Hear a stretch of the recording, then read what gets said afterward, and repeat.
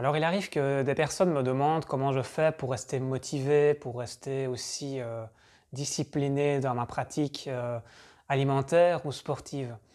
Eh bien en fait, l'un amène l'autre. Moi, j'ai personnellement commencé à pratiquer le sport en salle il y a plus ou moins 10 ans et c'est à partir de là que j'ai commencé à me rendre compte de ce que me faisait l'alimentation.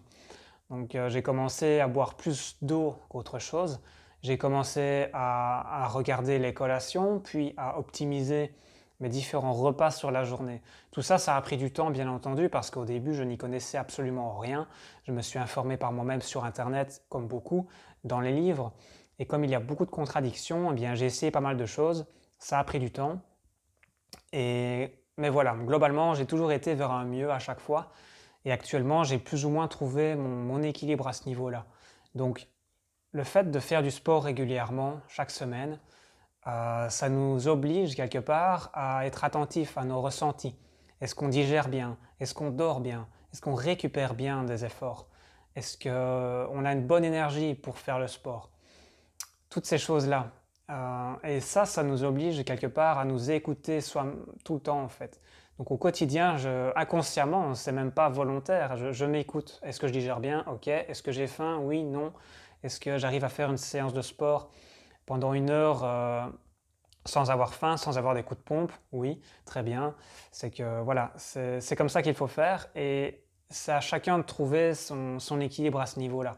Parce qu'il y a la théorie, bien entendu, il y a beaucoup de conseils qu'on peut délivrer au terme déjà dans la thématique du sport, il y a beaucoup de choses au niveau des aliments, au niveau des compléments qui peuvent jouer sur les performances, sur la récupération. Mais au-delà de ça, il y a bien entendu les ressentis propres. Et ça, personne ne peut le détecter à votre place. Donc moi, j'ai la chance personnellement d'avoir ce réflexe de m'écouter beaucoup. Et donc ça permet d'ajuster les choses. Mais voilà, c'est important de le rappeler. Donc le fait déjà de se lancer dans une activité sportive, ça va déjà vous aider, vous motiver à bien manger à côté, à bien vous complémenter si besoin, à bien vous reposer, à bien gérer votre stress sur le reste de la journée pour vous préserver un maximum. Parce que voilà, si on n'a pas ça, on va vite se laisser aller et on va se déconnecter de nos ressentis. Moi, en tout cas, je le remarque. Quand je dois m'absenter de sport pendant 1 ou 2 semaines, eh bien, petit à petit, je sens que mes habitudes bougent un petit peu et j'ai de moins en moins envie de bouger et j'ai de moins en moins d'énergie et c'est un cercle vicieux et je dors de moins en moins bien. Donc, ça permet vraiment de garder un bon mindset à ce niveau-là. Alors, je ne dis pas que tout le monde doit suivre le sport de type CrossFit ou autre.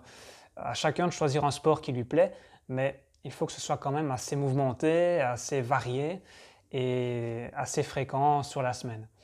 Voilà, c'est tout ce que j'avais envie de vous dire par rapport à ça. Si vous avez des questions, n'hésitez pas, j'essaierai d'y répondre au mieux. Merci pour votre écoute et à bientôt.